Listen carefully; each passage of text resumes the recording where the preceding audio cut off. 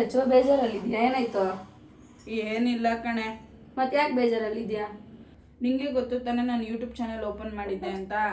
ಆದರೆ ಇವಾಗ YouTube channel ನನ್ನ ಹತ್ರ ಇಲ್ಲ. ಬೇರೆಯವ್ರದ್ದೆಲ್ಲ ಯೂಟ್ಯೂಬ್ ಬ್ಲಾಗ್ಸ್ ನೋಡ್ತಾ ಇದ್ರೆ ನನಗೆ ಯೂಟ್ಯೂಬ್ ಬ್ಲಾಗ್ಸ್ ಮಾಡಬೇಕು ಅಂತ ಆಸೆ ಆಗ್ತಿದೆ. ಆದರೆ ಹಳೆ ಐಡಿನೇ ಇಲ್ಲ ನನ್ನ ಹತ್ರ. ನಂದು ಹೊಸ ಫೋನ್ ತೊಗೊಂಡಿರೋದ್ರಿಂದ ಹಳೆ ಐಡಿ ನನಗೆ ಸಿಗ್ತಾ ಇಲ್ಲ. ಅದಕ್ಕೆ ಏನು ಮಾಡೋದಪ್ಪ ಅಂತ ಬೇಜಾರು ಮಾಡ್ಕೊಂಡು ಕೂತಿದ್ದೀನಿ. ತಾನೇ ಹೊಸ ಫೋನ್ ತಗೊಂಡಿದ್ಯಾ ಅಂದಮೇಲೆ ಹೊಸದ್ರಲ್ಲೇ ಹೊಸ ಯೂಟ್ಯೂಬ್ ಚಾನಲ್ ಓಪನ್ ಮಾಡಿ ವಿಡಿಯೋಸ್ ಮಾಡು.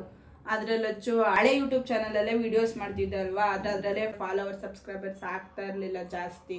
ಇವಾಗ ಮತ್ತೆ ಹೊಸ ಯೂಟ್ಯೂಬ್ ಚಾನಲ್ ಓಪನ್ ಮಾಡಿದ್ರೆ ಸಬ್ಸ್ಕ್ರೈಬರ್ ಆಗ್ತಾರ, ವಿಡಿಯೋಸ್ಗೆ ವ್ಯೂವರ್ಸ್ ಬರ್ತಾರ ಅನ್ನೋದೇ ನನ್ನ ಚಿಂತೆ ಆಗಿದೆ ಲಚ್ಚು.